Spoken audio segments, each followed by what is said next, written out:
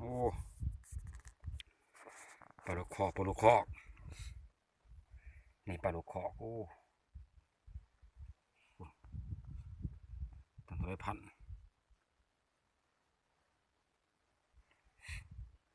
นะปวดมียุ่มอยู่ตีใส่บกินแม่บกัดใส่มันอยู่กล่องสนมพุ่นมันบออกมาที่จนเมื่อยแล้วบกัดนี่ปวด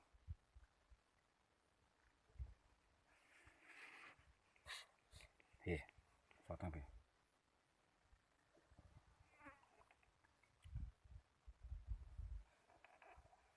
ที่30 ไม้แล้วบกัดเบิดหน่วยให้กันไปทั่วนะบเกิน3 ไม้เราสามนี่ต่ำนะนี่ที่30 ไม้บกัดนี่ต้นหอนโมงมันบ่คุณแหละ